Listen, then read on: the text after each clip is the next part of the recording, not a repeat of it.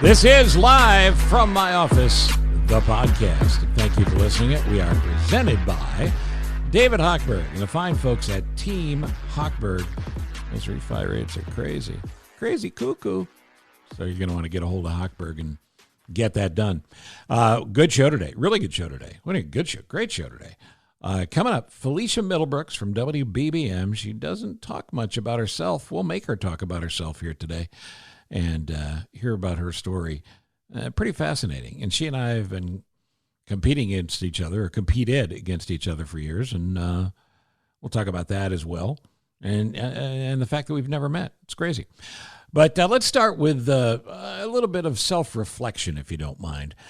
Because here we are since March. We've all essentially been quarantined and locked down on different levels, certainly not living the life we expected to live. Lots of questions about the future.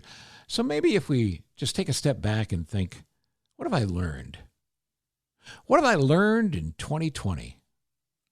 Well, I've learned spending long stretches of uninterrupted time with family is actually a good thing. And I hope, like mine, your family's been decent enough to not tell you how annoying you are. I've learned working from home is not as hard as I thought it would be. But you got to be careful during the Zoom meetings. Before you roll your eyes or say something about somebody else who it turns out didn't hang up, remember, the stop video and mute audio buttons are your only real friends. Another advantage of working from home, 2 words, no pants. There is a downside, though, and it's that stealing office supplies actually costs you money. Liquor stores and weed dispensaries were determined to be essential businesses. Okay, but I've learned that if I quit drinking and quit smoking, where the hell am I going to gamble? What have I learned? I've learned that putting puzzles together should be a fun activity, but if you do it with your brothers, it always becomes a full contact sport. I've learned that when a national emergency happens, your first thought should not be, I have got to get more toilet paper. What have I learned in 2020? I've learned that the one sure thing at the grocery store is nobody goes the right way on those one-way aisles, so let's stop trying. I've learned that if you're telling people the Amazon and the Grubhub delivery guys are your closest pals, you need to get out of the house and take a walk. Oh, speaking for walks, I've learned that going for walks has become our national pastime. And when someone sees you coming towards them and they jump into the street, possibly into oncoming traffic, it's not you. It's social distancing, as far as you know.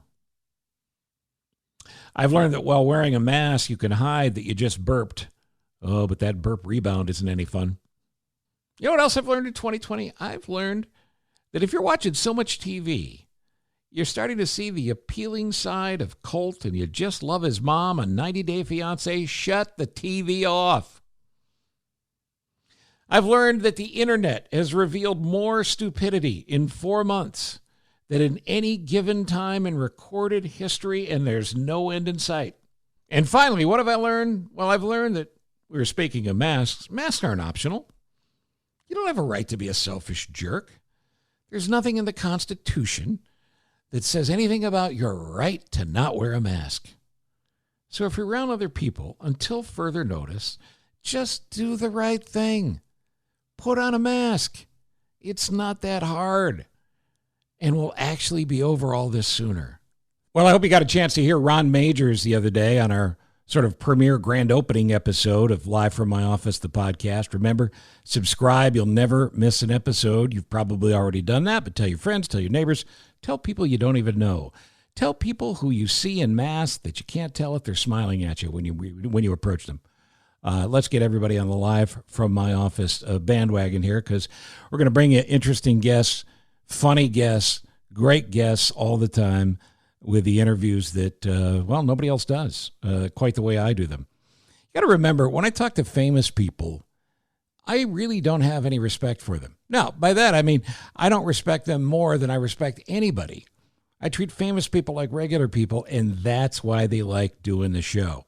So, again, thanks for listening. Thanks for being a part of the new Live from My Office family. You can email me anytime, thecochranshow@gmail.com, about anything you hear, anything you'd like to hear, a comment on the show, something funny you'd like to throw my way. Just keep in mind, if you write me, it could end up on the show, and I appreciate your support. Don't forget to subscribe wherever you get the podcast. Hit that subscribe button and tell your friends as well.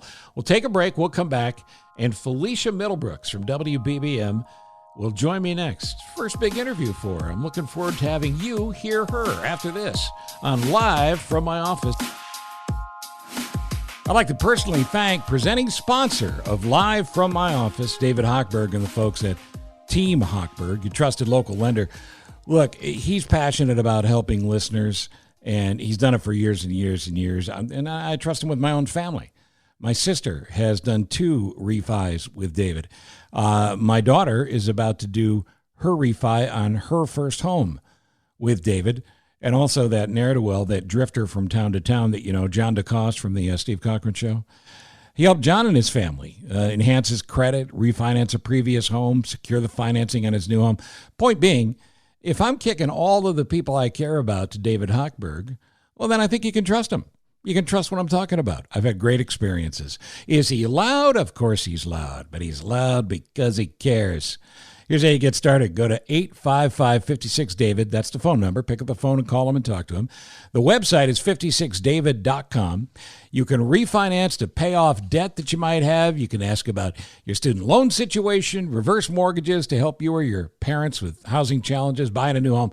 Again, the bottom line is this. I trust him, and I think you should too. Just don't let him in your house for too long. It's David Hochberg and the great team he's assembled at Team Hochberg, presenting sponsors of Live from My Office. Felicia Middlebrooks, Chicago Journalism Hall of Fame, Lifetime Achievement Award for the Chicago Headline Club, and about a million other awards. They would take up all the time of this conversation if we went through them. But I'm thrilled to tell you she's with us now on Live from My Office. Hello, Felicia. Hi, good morning, Steve. So nice to talk to you. You know what I was thinking, and we'll get into, your life and move into the next phase and all those things in a second, but I was thinking, I was telling somebody this yesterday. Mm-hmm. I've been in Chicago for 25 years, I guess. You're a lifer. You and I never met.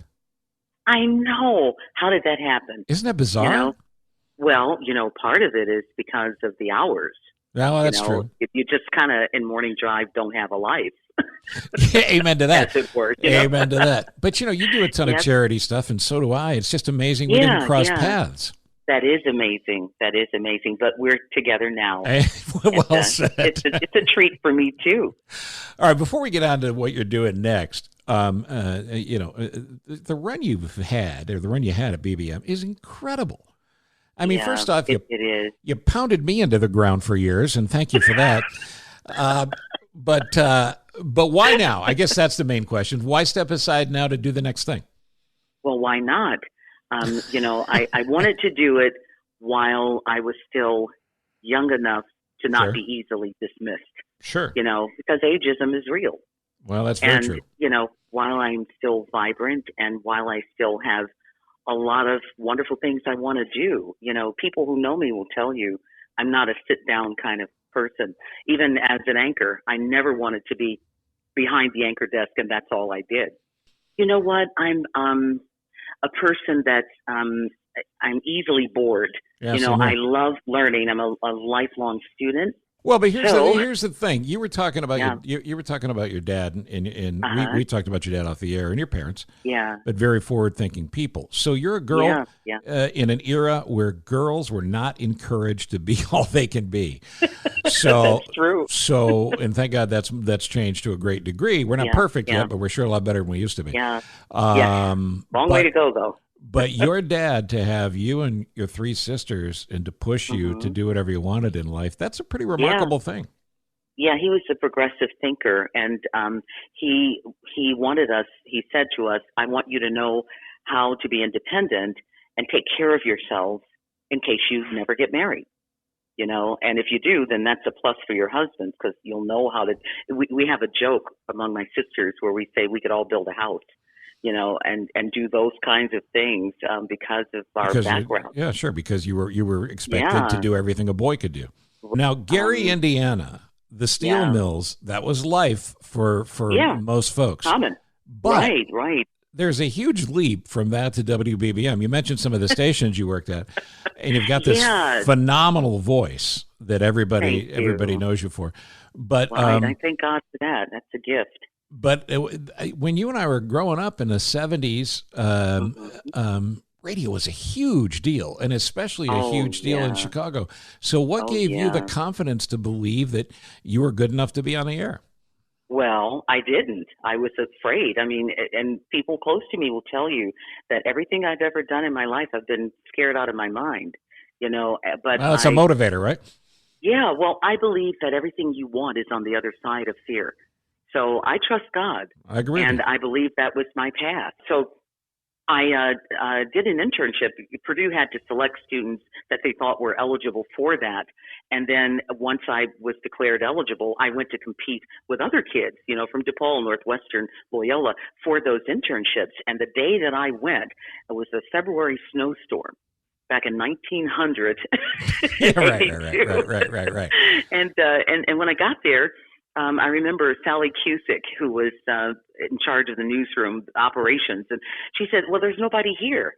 Everybody's out with the flu. And she says, but wait a minute, I think Harry Porterfield is here. Would you like to talk to him? And trembling in my boots, I said, yes, ma'am, I would. And we talked, and turns out that Harry lived in Gary, and I think he's originally from Saginaw, Michigan. He was, a mainstay at Channel 2, well loved and well respected. And he was part owner of one of the stations that I was working at, WLTH. And I didn't even know that. We sat and chatted, and he gave me the internship. And then I ended up in the office, and people who are longtime Chicagoans and were fans of Channel 2 when they were number one in town, I was in the same office with Roger Field, who was a meteorologist, John Drummond, terrific reporter. Legendary crime and Bob reporter. Wallace. Yeah, legendary. And Bob Wallace, who was the funny man reporter. He had all the feature stories. And Harry. And I learned from the best. And after that internship, I was hired to answer telephones in the newsroom. And after that, I got a desk assistant job. So a DA is, like a glorified gopher, but it is a launching pad. So then a couple of months, I applied for a job in radio, and Bob and Betty Sanders, who were the legendary Morning Drive team at the time, husband and wife, they were leaving, and there were two positions open. And I took my air check, and I went to see the news director at the time, and they said, thanks, I'll get back to you. And one day I was going through scripts for the 5 o'clock news, and I saw my news director, Greg Caputo, at the time. Great guy, by the way. Talk with Joe Durso. Yes, he is. Joe Durso, who was the news director at BBM at the time. They were talking, and little did I know that they were talking about me. They told me later. And Joe was asking Greg if it was okay if I did some part-time work. So they hired me as a freelance anchor. That opens a door to eventually becoming the legend at BBM. But I don't want to skip over here. It makes me sound really old, I get it all the time. I love when people stop me and go, oh, I listened to you when I was a kid. Yeah, that's great. Oh, my gosh. Isn't that something? Yeah. But Harry Porterfield, he had to be a huge deal to you, right?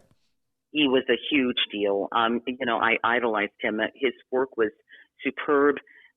He was a gentleman's gentleman.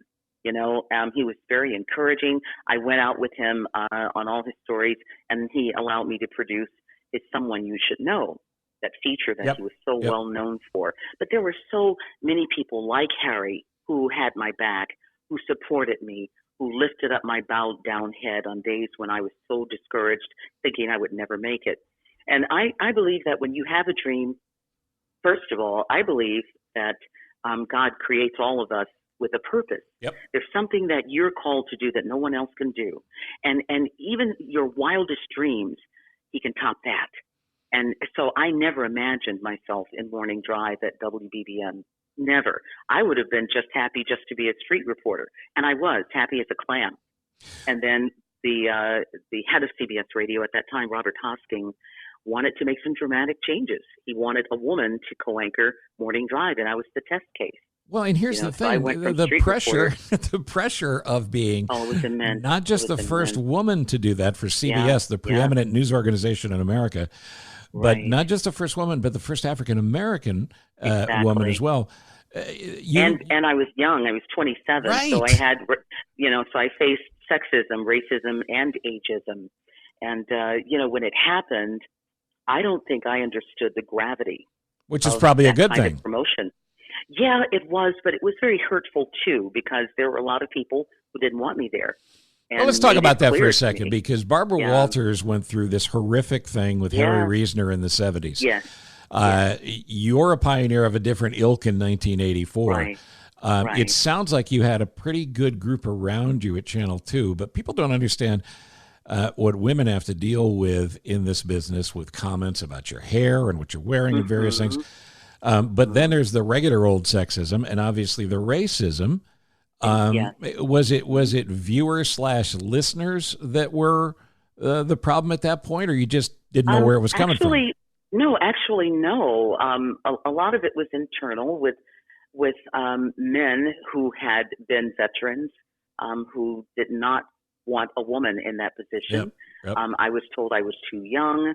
I was told I was an affirmative action hire, which was not correct.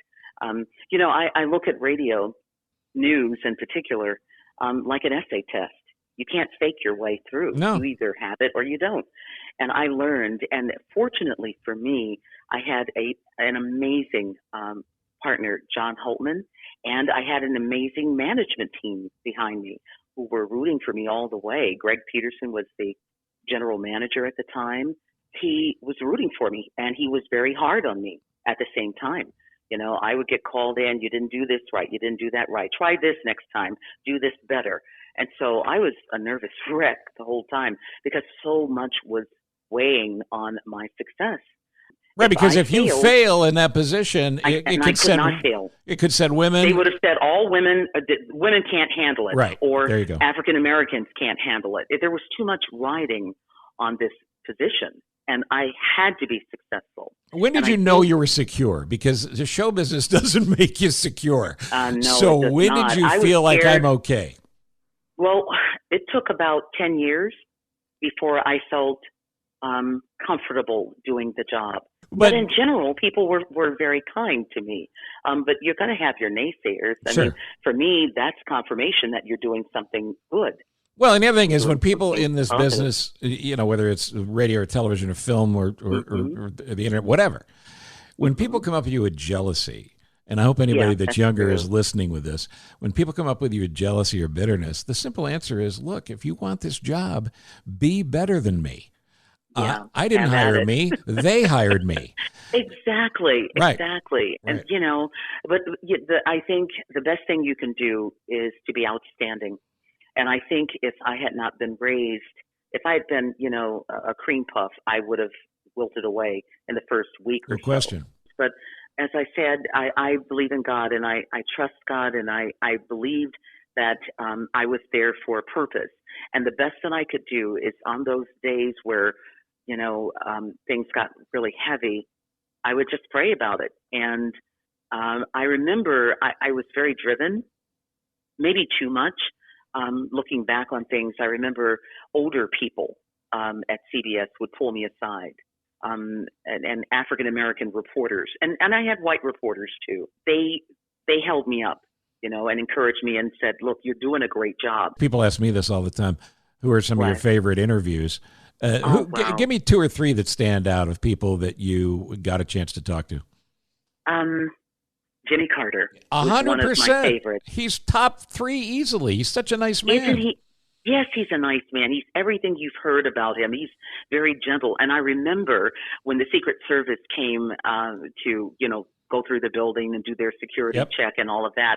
And I went downstairs to get him, and the limo came up and the American flags were on the front of the limousine. And it was the coolest experience. And I remember saying to him, "Mr. President, would you like a cup of coffee?" And he says, "I believe I will have a cup of coffee." And I said, "Sir, how do you take it?" And he said, "Light."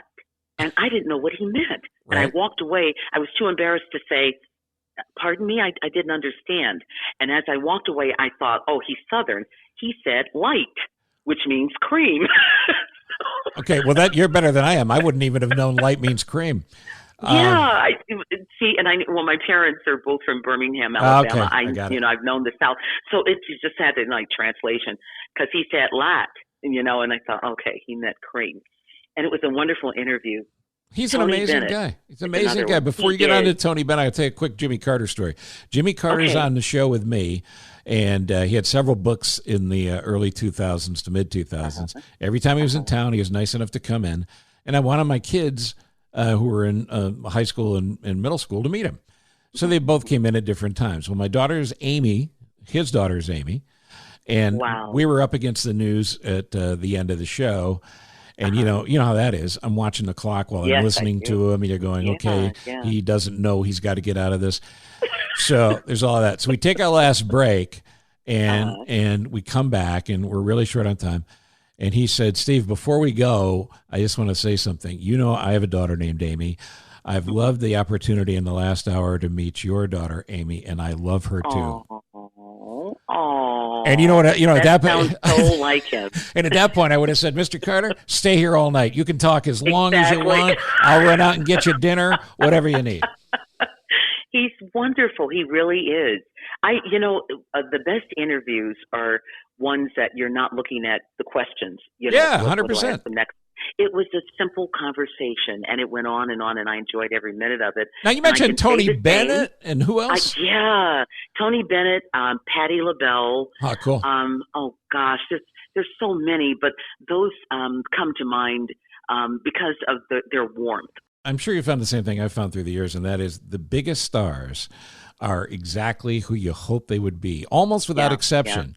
Yeah, the people around them are a huge pain in the ass.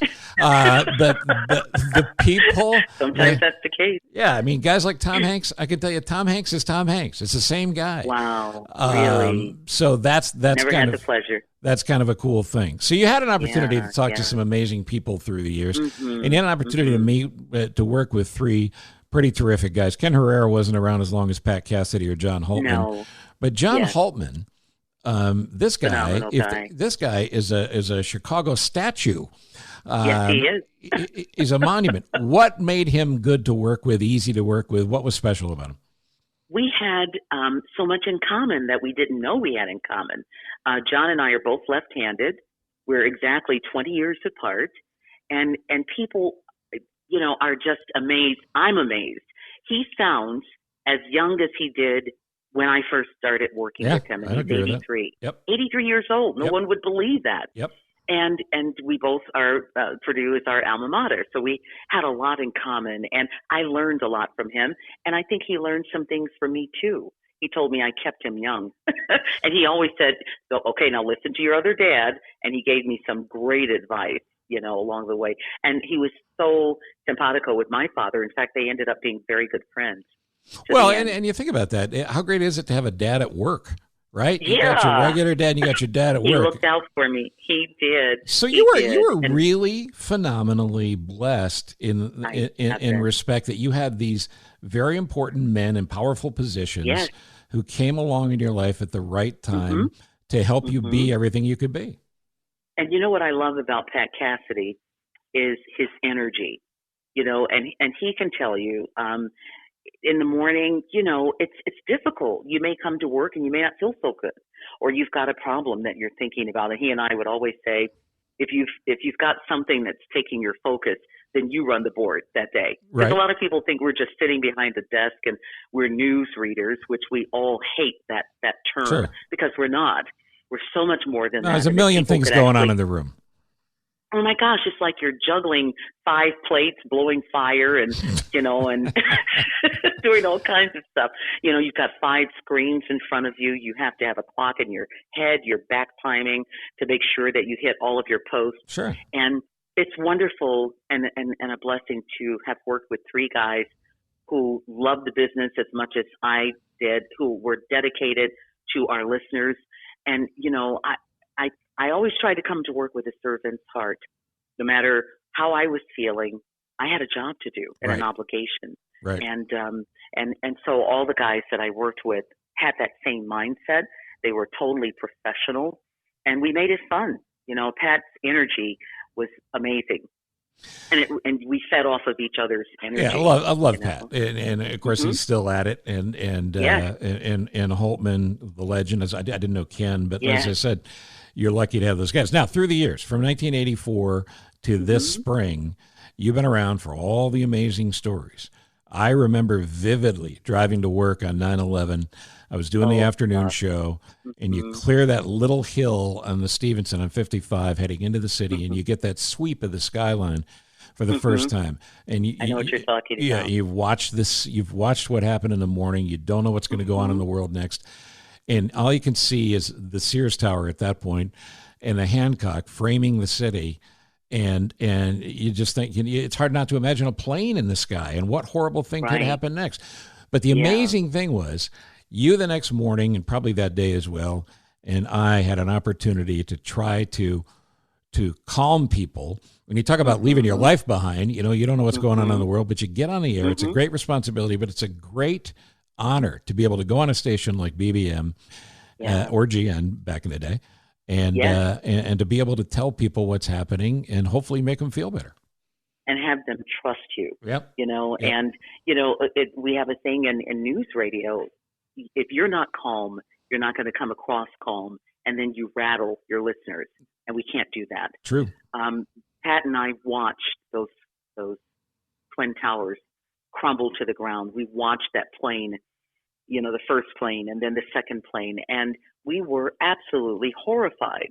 But we knew we had the responsibility to try to disseminate the information as best we could, and then pass it on to our listeners who were like hanging on our every word. Sure. Because we remember that morning we had that reverse commute.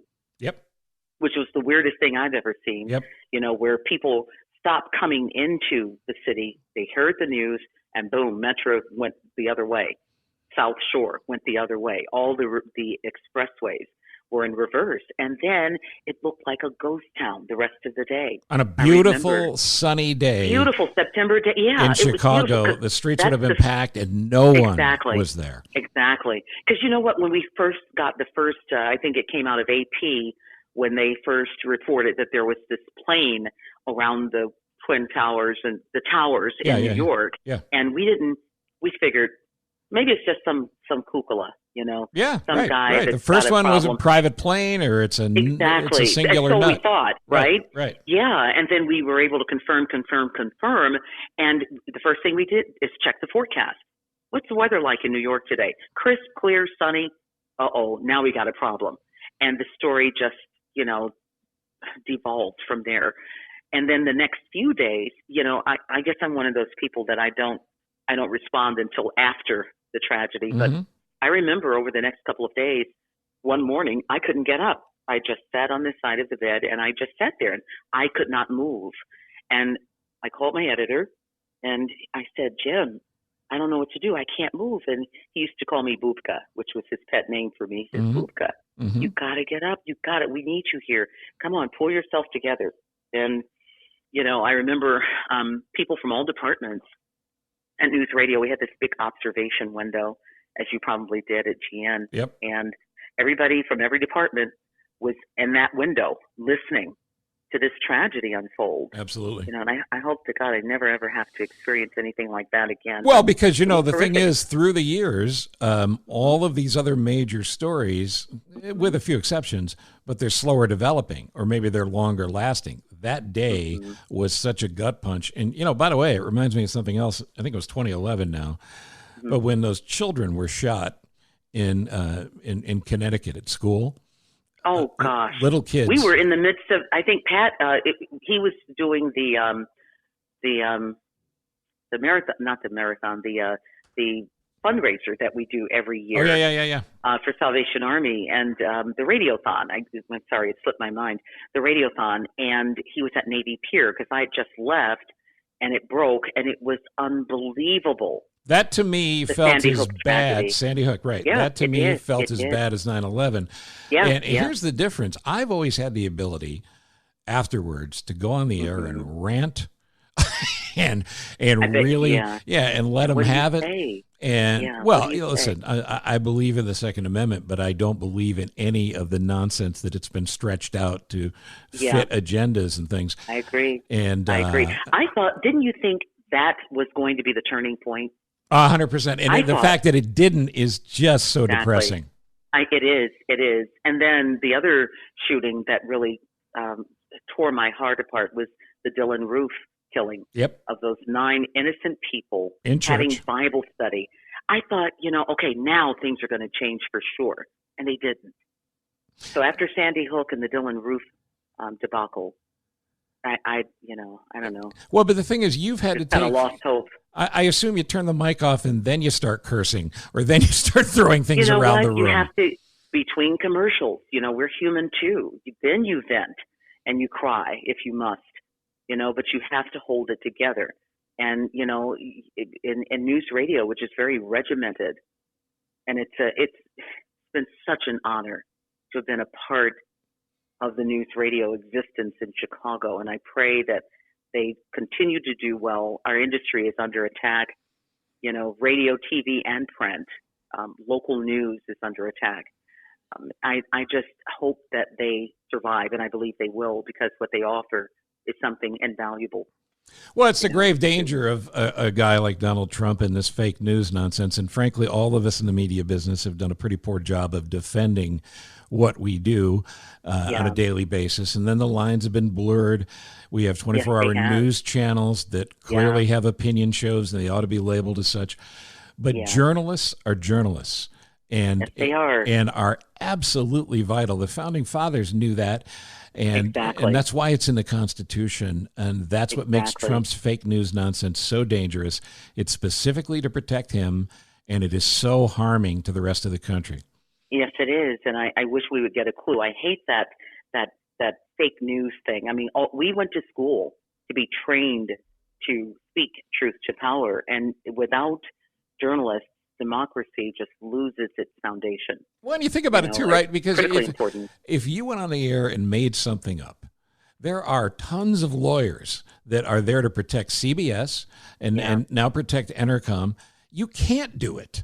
You can't do it at a newspaper. You can't do it at a radio station. You can't do it at a TV station. Who would want to? No, you wouldn't do it. Who would want to? But I wish the general public would think to that next level. It's not made up, because from a business standpoint, you couldn't do it if you wanted to. If you think about it, how many stories have journalists reported that saved lives?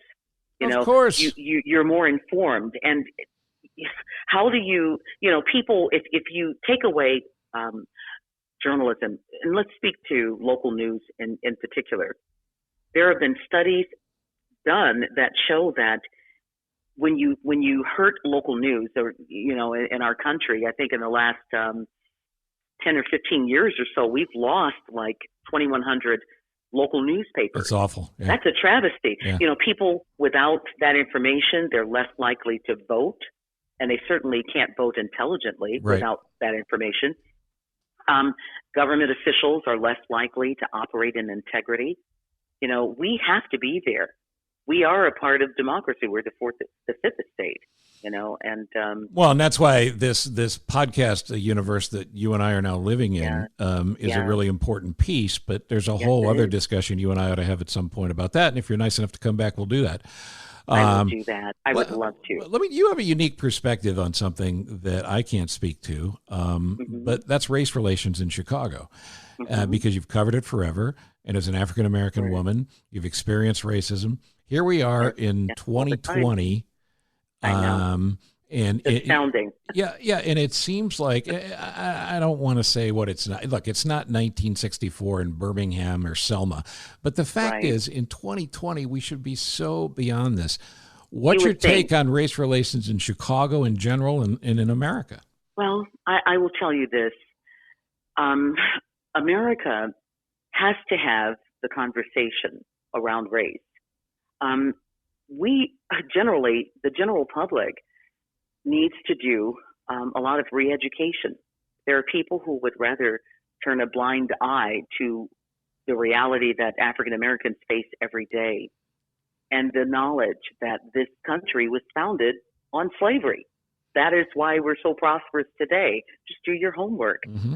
And until we have that conversation, and until there is an open public apology for slavery and its consequences, we will never move forward. And that's the truth of it. After the George Floyd murder, we have now begun to at least consider talking. People are more open to listening, I believe. But you can't legislate the heart. We can put in more rules and laws and for people to abide by, but you can't change the heart. And for me, I believe that the way to eradicate racism is to begin by talking. We've got to talk about it, and we have to listen. Not cut each other off. And when we listen and become empathetic, more sympathetic, and have empathy for people who experience racism, then we would come to some understanding. But it's got to start at the top, and I don't see that happening anytime soon under the Trump administration. Well, that's why it comes down to what you were talking about before. It's so vitally important to vote. We got about 100 days, 110 days or something to election day. There's no excuses. In the midst of a pandemic. Exactly. Too, There's no excuses. You got to show up and you've got to vote. And by the way, the Democrats have plenty to answer for as well. But the fact that we have Absolutely, on both sides. Exactly. But we have Republican senators who won't stand up and speak out for their states in this country. It's really appalling. The other piece of this, we really do. The other piece of this is the police piece of this. Now, you and I have been around long enough to know the Chicago Police Department has a lot to answer for, but you know a lot of cops, so do I. Far and away. And the same thing goes for young black men in the streets. 99% of people are good people. But when you have somebody like John Burge, who is allowed to get away with what he got away with for so many years, and others in the Chicago Police Department, the police have to clean up. The answer to me is not community policing. That's way too much pressure on the community. But the police have to show that they are having the conversation you're talking about. And I do feel like we're headed in that direction. Well, I hope we are, but it's not just Chicago police, and that's the problem. It's policing in this country. Right. Law enforcement, our criminal justice department, system has to be changed. All of it needs to go under dramatic change. I just was having a conversation with my husband this morning about the dangers of us just driving, getting from point A to B, which is something you wouldn't even have to be worried about. Right. There's a video now that's gone viral, and I don't know what town this happened in. It wasn't Chicago, but a young man was pulled over by police for an expired license plate. And he should have been ticketed, and fined. But instead, he had cameras already in his car, which is sad to me that you even have to do that. Right. As possibly a lifesaver. He had his hands up and he spoke to the camera and said, "You see here, I'm not resisting. I didn't do anything. My plate is, expired, et cetera, et cetera." And it was heartbreaking to me because every time we leave the house, we're worried that we may not come home. Have you or your husband gone through that driving while black thing? Oh, sure. Absolutely. That's why it's, called driving while black. I've had people, that I've been around who snicker about it thinking, oh, yeah, that's just made up. It is very real. It's very real. We always make sure that our driver's licenses are in the dash so that if we're stopped, we're not stooped over trying to look for something in the glove box or whatever and being accused of, possibly having a weapon. I'm afraid of guns, and we don't have them. And we're afraid every time we go. We're very cautious drivers. We are educated people, but that doesn't matter. It doesn't matter how your hair is done or whether you're in a suit or a jogging suit. It doesn't matter.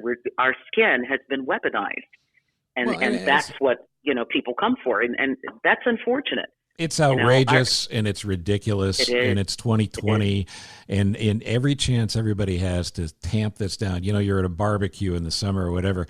Somebody's telling a racist joke or somebody's saying something that is not there. Step up. Yeah.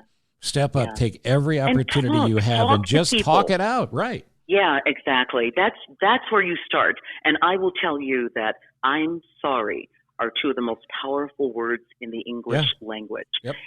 If America would come to the point that she recognizes her past, that dark, ugly history, and come to terms with it, acknowledge it, say you're sorry, and then we can start from there. That's our starting point, but we got to get there. And we're not going to get there unless we're willing to sit down and have some very difficult, hard conversations. I like to believe in the goodness of this country. You know, Bill Clinton said something in the 90s, which I still believe is true, and that is everything that's wrong with America can be fixed by what's right with America. Yeah, that sounds great. But people don't accuse me of being an optimist. But in your case, well, some of us have to hope. You know, you got to hope. Well, in your case, are you difficult. optimistic about race relations in Chicago? I hope you are.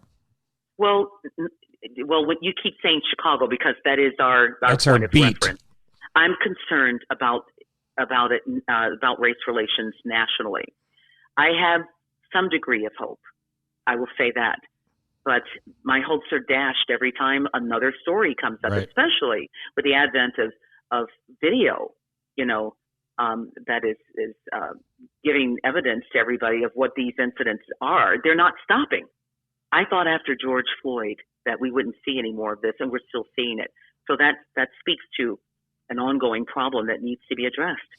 The It's got viral, to start at the top, Steve. 100%. You know, it's not just about Chicago. You know, yeah, we got our problem. Chicago is one of the most racially polarized cities in the country, and we have work to do, no doubt. But the problem is pervasive around the country. Oh yeah, it's not just us. No, not even close. Yeah, every crook and cranny. So I know I've kept you too long here, but a couple other things. You've been lucky to work Sure. for some management that you really have enjoyed, and we have one manager in common who, to me, may be the smartest guy that ever worked in radio, and that's Jimmy DeCastro. Oh, he's wonderful. Jimmy, you know, Jimmy loves radio. He loves what he does, and he has a contagious vigor Yep. for everything. I Yep. mean, he's a lively guy. He's a people person, Right. and that's a gift. I think that's a gift he has because you don't find that, especially in our industry. He's a wonderful guy. And the thing about Jimmy was, and I hope you found this to be true as well. Yeah. You look forward to him coming to work in the morning because he always made you feel better or pumped you up about what you were doing. Yes, he makes you feel valued. Yeah, Valued. And that's why I'm not allowing him to retire, and I'm ordering him to go back to work. I don't think Jimmy will ever retire. Truly, he's like me in that sense. Well, none of us, right? I'm never going to sit down. Yeah, he's people tell me, well, now you can play golf. I've played golf my entire life. I'm still playing golf. I'll play golf while I work. So yeah, and you know, I'm sure you feel the same way. I've got more to say, and don't you? Yeah. Oh, absolutely. And then we get to do it on our own terms. Right. I mean, you know, I loved doing my job. I didn't leave because I wasn't happy. I left so that I can go on to the next assignment in my life. And let's talk about that. Okay. Salt Shaker Productions. Yeah. You know, I actually started it in 1996. As I've mentioned many times before, my love for journalism runs parallel to my love for movies. Right. And so I figured I could do both at the same time. But back in 96, when I first came up with this concept for Salt Shaker Productions, I was really interested in screenwriting, but it was very expensive to do. I can and imagine. I was doing it out of my pocket, and I couldn't afford it anymore. So a good friend said, you know, you're going to lose your shirt if you keep doing this. You should turn it into a nonprofit. And so I did, and I hadn't given it since because I just haven't had the time. And now you can jump back in. Yeah. So I'm basically going through everything you hear about startups, you know, the rigors of the late nights and all the planning. So I'm just doing basically the infrastructure to everything. You We're know, in the same place, you and I. Yeah. Doing my planning and for some podcasts and, you know, it's really cool. But it's hard. Well, and the thing I think you and I can offer to people is how to do it, because everybody with a microphone now thinks they're a podcaster, but there's a certain talent that takes a lot of years to develop to get and keep an audience.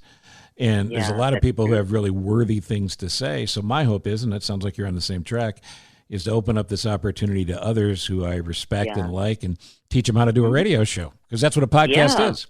Because that's all it is, isn't it? It's just long-form radio. That's what it is. I'm glad you said that, because I thought that all the time, and I'm thinking, why are people just so, you know, podcast? It's just got another name. That's all. That's it. You know? Yeah, we're kindred spirits, my friend. All right, before we wrap up, I always ask folks, especially now, because 2020 is a brutal year for charities. You're involved with a million. I am as well, and they're all great folks. But is there one in particular you'd want to plug, given the opportunity? Well, there are two, actually, that I really love. One is Salvation Army. They really are the real deal. Everything they tell you they do, and they're dedicated. So I'd support them, you know, anytime. And I also support the United Negro College Fund. Right. And because there are so many opportunities that African American students who are smart just don't get. They don't have the opportunity. So every chance I get, I support them. Well, I can't thank you enough for doing this. I think people love to hear because, you know, in the format you're in, you didn't have a chance to talk about you very much. No, not at all. No, it's never about me. Yeah, so I hope you didn't mind all the questions about your life because people are interested. And and you. I got to tell you something funny. Oh yeah. Before I leave. Okay, one thing I want to give a shout out to all of my colleagues at WBBM. You guys are the best. Keep doing what you do. And it's a wonderful newsroom to work in. Great managers, the whole 9 yards. Love them. Miss them. Yeah. The other thing I want to tell you is I was at a grocery store. I'm not going to name the name because everybody would know it. But the funny thing is there's a wonderful woman there who works there, and every time she sees me, she's a listener, and she says, "Hey, Felicia, how are you?" And I'm like, "Hi, how are you?" And she's looking at my, you know, grocery list and checking off everything, make sure everything's in my basket that I'm supposed to have. And the last time I was there, I'm leaving the store, and she says, "Oh, how are you getting along in this pandemic?" "I'm great. How are you?" And, you know, I'm telling her, I make sure I have my mask and my gloves, and I'm very careful.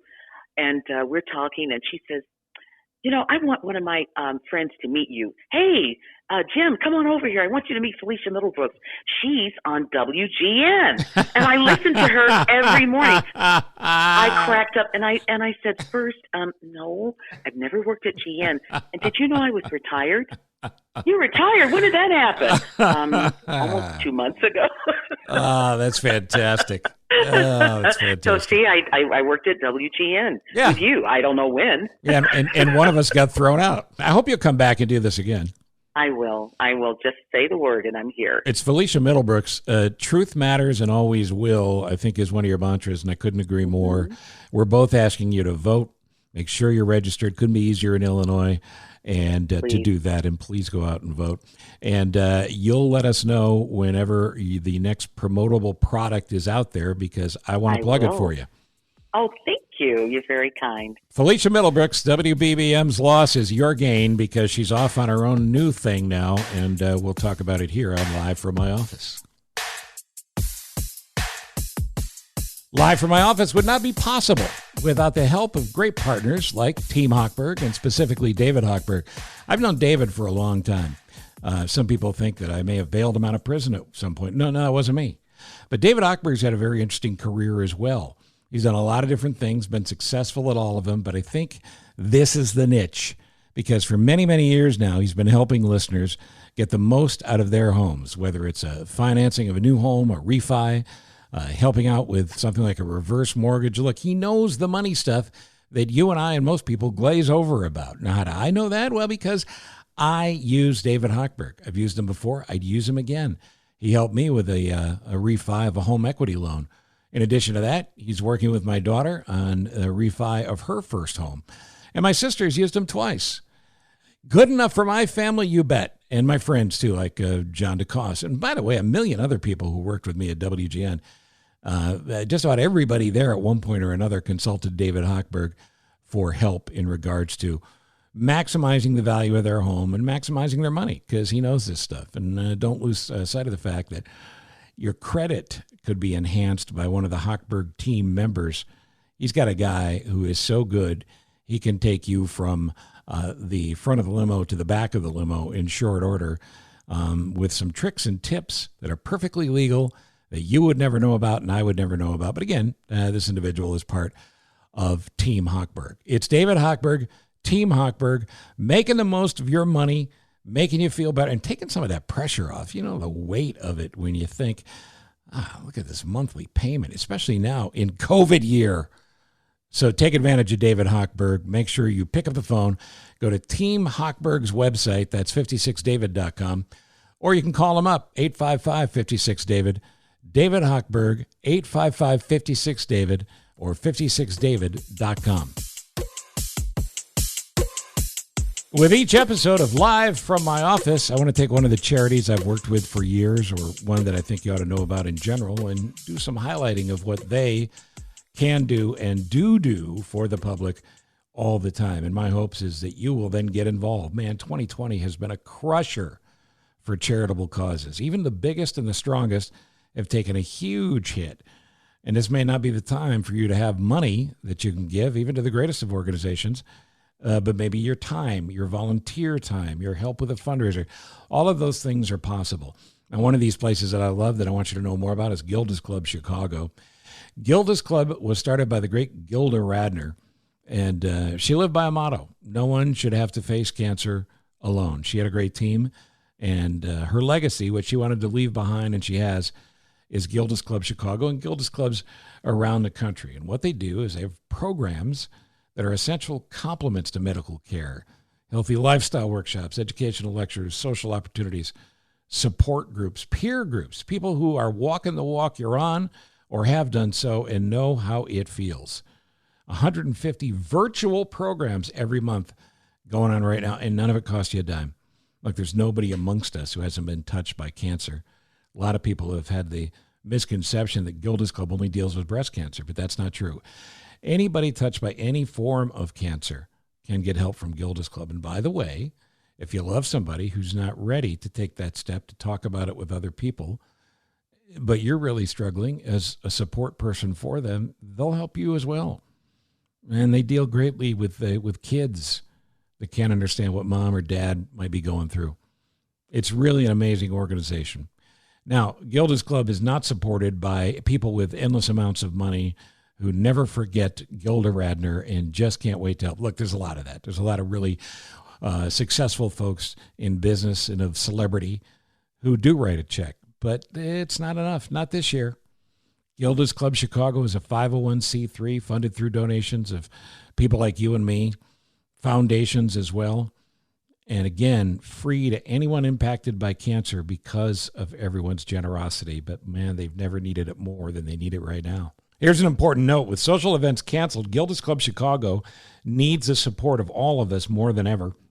You can donate in a very easy way. Just go online at gildasclubchicago.org/donate. That's gildasclubchicago.org/donate. I know you think about others. I know you're going through a tough stretch as well. But Gilda's Club Chicago really does need your help. And if you can help in any way, I certainly hope you will. And again, if it's a matter of volunteering your time or saying, I don't have money to help right now, but what else can I do? Right there at Gilda's Club Chicago is a way to contact them, either by phone or email, and get involved. They really are wonderful people. Thank you for your consideration and the help of Gilda's Club, today's featured charitable cause on Live from My Office. All right, we're almost out of time, and unfortunately we're not out of time because there's a call waiting. And all right, why put it off? That's all. Why put it off? President Trump, good morning. Good morning, Cochran. Thanks for letting the leader of the free world hold for so long. I apologize. Look, what are you You up caught to? me during executive time. Did you know that? Yeah, I know this is executive time. That's what you're doing right now? Yeah, online shopping for golf shirts. Does anybody make one in white that doesn't show your sweaty nipples in the hot sun? Asking for a friend. Oh, by the way, Brett Favre says hi. Yeah, you tell him hello. I can't help you on a shirt, sir, but welcome to the all-new podcast. I hope you like this. Podcast, Live from My Office. That's what it's called. That's it. It's clever. I totally get it, too. It's like when the Fonz on Happy Days used to say, step into my office. Well, You're doing the podcast in your bathroom or something, right? You're sitting on the toilet, and good for you, Cochran. You've really moved up in the world. Nothing to be ashamed of. So you got a podcast now. You're cool with the kids, Yeah. you know, like podcasting, and you do the TikToking too? Yeah, sure. You shouldn't do the TikTok. The TikTok is bad. You know, that app spies on people. It's from China, right? It's from China, just like the China flu. the COVID-19 came from China, right? Right. So many names for the coronavirus. The invisible enemy. Some people call it the Wuhan flu, or even the Kung flu. Oh, boy. Say, Vice President Pence, what's that song they sing over at the CDC? Everybody was Kung flu fighting. That's it, Mike. That's pretty good. It's very clever and not at all offensive, right? I didn't know Vice President Pence had such a good voice. How about that? Yeah, good for him. Thank you. Now, we're less than 100 days to go until the election, and now you're saying you want to delay it? Frankly, I think it's the right thing to do. Mail-in voting is not good. Not good. It's never good when you mail anything in, believe me. I remember when I sent in that penny for 14 albums back in 1977. I'm still getting Foreigner records. Did you know that? I didn't Look, know. Bottom line is this, Cochran. We got to do this right. Okay, voting integrity is very important. And I think I speak for all the Russian Republicans when I say mail-in voting compromises that integrity. Uh-huh. It has nothing to do with the polls. Uh-huh. Nothing to do. We're doing a great job, tremendous momentum, great excitement out there. When you say this a lot, when you say we're doing a great job, who exactly is saying you're doing a great job? Oh, lots of people. Which people? Look, if you keep asking rational, straightforward questions like that, I'm going to send you to lamestream media prison, where you'll share a cell with Jim Acosta from CNN. All right, look, let's do a little timeline here. Let me go back a couple of weeks. You're on with Chris Wallace on Fox, and he says, would you accept the election results in November if Biden wins? And you said, well, I'll have to see. Isn't that kind of like saying no? I'm saying I'll have to see because you never know. You never know. It could turn out that the election's rigged by foreign leaders who are pulling all the strings. Or it could turn out that Joe Biden wins. Now, if this is the second thing, something has gone horribly wrong. Right. Really has. I suppose you're probably still coming up with nicknames for Biden. Is that right? I'm getting tired of Sleepy Joe. I've used it a lot, and I've got a bunch of them. I'm testing out some right here. I got a list. You want to hear them? Sure, of course, yeah. All right, I got Joey Liver Spots. No. Jurassic Joe. Well, okay. Joey Bedpans. No. And my favorite one so far, OPB, Old Pluggy Bastard. Look, Joe Biden has said he's ready to debate you. How about you? Are you ready? Am I ready? I'm going up against Sleepy Joe Cochran, the Walking Dead Democrat. Now, I have to say it's really tough talk coming from a guy who's sitting in his basement wearing an adult diaper trying to send out tweets using a homing pigeon, okay? Oh boy. Debating Joe will not be a problem. Trust me. Believe me. President Trump, we need to talk about things at the White House. We heard your national security advisor tested positive for COVID-19. You must be taking more precautions than you're telling America to take. All over the West Wing right now, your closest advisors are catching the virus. What are you doing? Oh, from now on, I'm taking lots of precautions. I'm going to skip the daily intel briefing with my national security staff and head straight to the golf simulator. I'll be totally insulated. But, sir, you already do that every morning. Quiet, Mike. Look, in addition to that precaution, I'm also drinking a 20-ounce hydroxychloroquine smoothie every morning, so I have nothing to worry about. Yeah. I usually mix it with the Glacier Cherry Gatorade, Cochran. It's so good, you got to try it. No Clorox, though, huh? Nothing on no Clorox to clean out from the insides, I guess, huh? Mop and Glow. I do a shot of Mop and Glow chaser.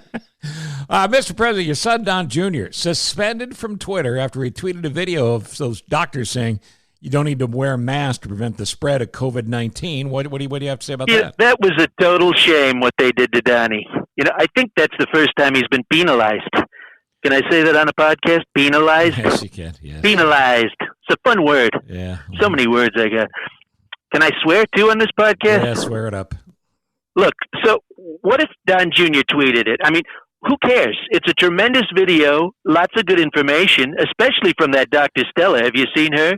Very impressive.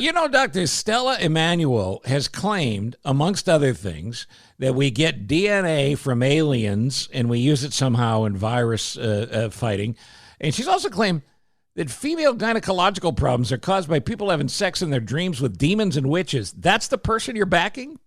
Well, I don't know a lot about her. I'm just going on what I saw in the video. Now, I don't know about you, but whenever I try to select someone to be my doctor, my first question is always, What is their licensed medical opinion of ailments caused by having sex with demons in your dreams?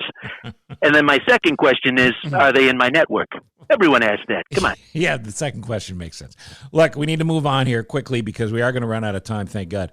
Can you explain the announcing and then the postponement of you throwing out the first pitch at Yankee Stadium? They said they didn't even know you were planning on it, and they didn't know they were planning on it. Okay, excuse me. There's a very good reason why I won't be able to throw out the first pitch at the Yankees game. Okay, it started with an open invitation that I received from my good friend, Yankees president Randy Levine. Mm-hmm. You know Randy, right? Mm-hmm.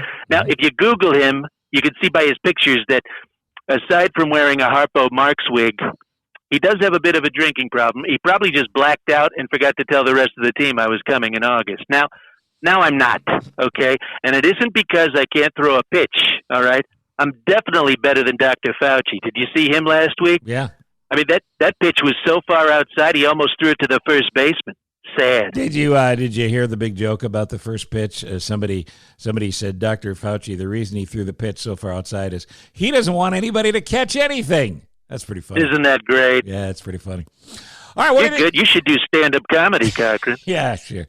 So what do you think of the Miami Marlins situation? All those players testing positive for COVID. You got athletes in other sports you got to be concerned about, too. Are these seasons all going to end too soon? You know, I don't know what the hell is happening down there in Florida. I got to talk to DeSantis, but I don't know how these players are catching the virus, but they need to social distance better in the dugout, and especially in the showers. And no more congratulatory butt slaps. Butt slaps should be outlawed. They've proven with data that butt slapping has one of the highest rates of transmission. It's true. Look it up. Does the vice president butt slap you anymore? Mike, keep your distance. I wasn't thinking of it, sir. So you're canceling the GOP convention in Jacksonville, mainly because Florida has the highest COVID rate in the world. And did I hear you're making plans for a virtual convention? Look, Cochran, it doesn't get any better than this, okay? We're going to put on the best convention, virtual or not. We have an absolutely star-studded lineup, okay? Give it to me. Let me hear it. Not many people know this, but Scott Baio and Antonio Sabato Jr. will both be joining us, each doing a Zoom call from completely separate long-term psychiatric care facilities. That will be followed by 15 minutes of hilarious comedy, stand-up comedy from HUD Secretary Ben Carson. He's a stitch. And then we have Kid Rock's older brother, Teen Rock, performing. I didn't even know he had a brother. Wow, okay. And then we have civil rights pioneer Ted Nugent, who's just amazing. You got to see him speak in person. And then he'll be followed by Diamond and Silk, two of the most successful pimps in all of New York City. Sir, no, they're female bloggers. They had a show on Fox News. Oh, right. Well, anyway, at any rate, it's absolutely free. No charge. Right. Free for my people. That's free. And President Trump, a report's come out saying that the First Lady is going to revamp the White House Rose Garden. Great that she's staying busy and staying clear of you. Well, I think that's a perfect job for Melania to handle because she knows a lot about flowers, Cochran, probably because I send them to her every week to apologize for something. And that's okay. That's okay. You know, Melania is very excited to make the Rose Garden very pretty for the American people. The other day she said it was meant to be an act expressing hope and optimism for the future. Either that or she said espresso, hot and messy on the furniture. It's probably that. Hard to tell with that accent. Well, listen, I want to thank you for calling in to the brand new Live from My Office podcast, President Trump. I give it 6 weeks. You know what, Cochran? I was just told recently that people don't like me because of my personality. Yeah, just recently. Of all the people who dislike me because of that, I can tell by the sound of your voice right now, you dislike me the least, and I appreciate that. Goodbye, sir. Later, loser. Okay, well, that went about as well as expected. Remember, the opinions expressed by the president in that form are not those of anyone on the planet. You know, when I look back on today's episode of Live from My Office, I want to thank Felicia Middlebrooks. I want to thank my producer, engineer, and all things for Live from My Office, Ross Cochran. And I want to thank you for listening. Oh, yeah, and Trump, too. So thank you for being here. Please, again, subscribe wherever you get your podcast if you haven't already. And if you have, thank you. and tell your friends, because we're coming back with great episodes and bonus episodes next week. We drop Tuesdays and Fridays, meaning that's when episodes hit, but there'll be bonus episodes often as well here and on social media. One last note, social media. On Twitter right now, speaking of the president, I've got a little something going called the Trump dump. Less than 100 days now till the election, and I'm taking some of the scandals and just absurdities that have been put forth by Donald Trump and his administration in the last 4 years, and really making sure you don't forget, and neither do I. Each day I highlight another one because it's important to remember how unpresidential the last 4 years have been and how we just can't continue it. That's the Dump Trump 100 days before the election. I call it the last 100 days before the election on November 3rd. And remember, there's no excuses. You got to vote. Easy to register, especially here in Illinois. Get it done. Thank you again for listening to Live from My Office. Live from My Office is a product of Monkey Run Productions. All rights reserved. Live from My Office is mixed, edited, and produced by me, Ross Cochran, and hosted by Steve Cochran. Let us know what you think about a specific episode by leaving a comment wherever you're listening, or you can email questions and comments to thecochranshow@gmail.com. Steve is available for your corporate speaking gigs. He would love to host or MC your event, and occasionally, he's funny. Thank you for listening. Head to thecochranshow.com for more.